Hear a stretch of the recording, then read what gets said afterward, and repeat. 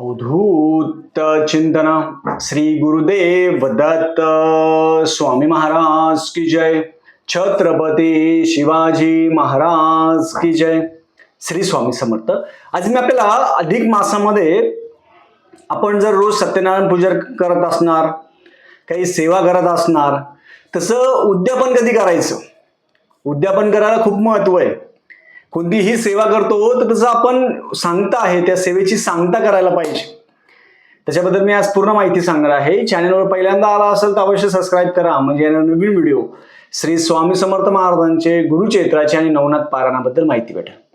अधिक मासामध्ये खूप जणांनी व्यंकटेश स्तोत्र अनुष्ठान असेल, रोज सत्यनारायण पूजन असेल, हवन असेल, रोज गोपज्ञ रांगोळी असेल आपण काढत असणार, आणि काही काही आपण सेवा करत असणार.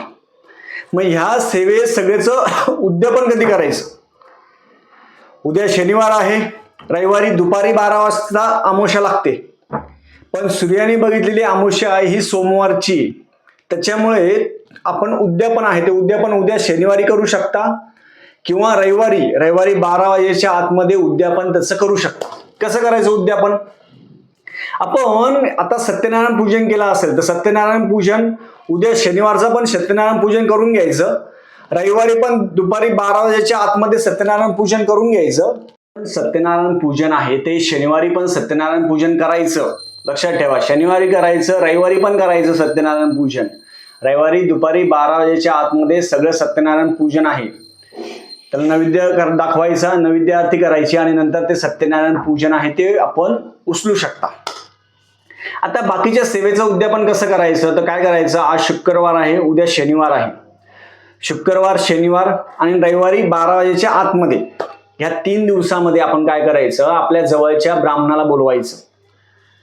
आपल्या जवळचे ब्राह्मण असेल, सवाष्ण असेल, त्यांना बोलवावं, घरी बोलवायचं, त्यांचं पाद्यपूजन करायचं, त्यांना शिदा, दक्षिणा, वस्त्र असेल ते द्यावं. आणि ते गेल्यानंतर अधिक मासाचा जो दिवा असो, दीपदान, महिन्याभरात आपण केले आवळ्यावर जे दीप लावले असेल, महिन्याभरामध्ये आपण दीप असेल, दीप लावले असेल, दिवा लावला असेल, तर असे 33 दिवे असेल ते तुम्ही आज जमलं तर आज करा, शनिवारी जमलं शनिवारी, रविवारी दुपारी 12 वाजेच्या आतमध्ये दीपदान आहे ते आपण करू शकता. साधं आणि सोपं. ज्यांना महिन्याभरात शक्य नाहीये त्यांनी काय केलं, त्यांनी आज किंवा उद्या ब्राह्मणाला घरी बोलवावं, घरी बोलून पाद्यपूजन करायचं, संकल्प करायचं. संकल्प कसा करायचा? हातामध्ये पाणी घ्यायचं, तुमचं नाव गोत्र, हातामध्ये पाणी घ्यायचं, तुमचं नाव गोत्र म्हणायचं, आणि ते केल्यानंतर आपलं अधिक मासानिमित्त आपण जर सत्यनारायण पूजन करत असणार, रोज दिवे लावत असणार, आपण कोणतीही सेवा करत असणार, व्यंकटेश स्तोत्र अनुष्ठान असेल, रोज व्यंकटेश स्तोत्र वाचन असेल, विष्णू सहस्त्रनाम असेल, दीपदान असेल, तर ह्या सगळ्या सेवेचं काय करायचं, आपण आपल्या घरी ब्राह्मण देवता आहे, ब्राह्मण किंवा सवाष्ण किंवा ब्राह्मण जरी एकटे जरी आले तरी चालेल, त्यांना घरी बोलवावं, पाद्यपूजन करायचं. पाद्यपूजन करायचं म्हणजे काय, खूप जण कन्फ्यूज असतात. पाद्यपूजन म्हणजे काय, त्यांना घरी बोलून पहिले पाणी असेल, पाण्याने पाय धुवायचे, नंतर दुधाने पाय धुवायचे, आणि नंतर हे केल्यानंतर पाद्यपूजन करायचं, गंधाक्षदा फुल पायाला लावायचं, औक्षण करायचं, आणि शिदा, दक्षिणा, वस्त्र आणि दीपदान असेल ते त्यांना तुम्ही देऊ शकता. हे अधिक मासाचं उद्यापनाचं आहे. हे शुक्रवारी पण करू शकता, शनिवारी करू शकता, रविवारी दुपारी 12 वाजेच्या आतमध्ये करू शकता. आणि अधिक मासामध्ये जेवढी आपल्याकडून सेवा झाली भगवान विष्णूंची, आपल्या कळत ना कळत काही चुका झाल्या ते माफी मागायची, आणि ह्या 3 दिवसामध्ये आपण उद्यापन आहे ते आपलं उद्यापन करायचं. ब्राह्मणाला शिदा, दक्षिणा, वस्त्र द्यावं. जर तुम्हाला ब्राह्मण भेटला ठीक, नाही भेटला तर तुम्ही ऑनलाईन दक्षिणा आहे ते दक्षिणा ऑनलाईन मी नंबर देईल, त्या नंबरवर तुम्ही संकल्प करून दक्षिणा पाठवू शकता, काही हरकत नाही.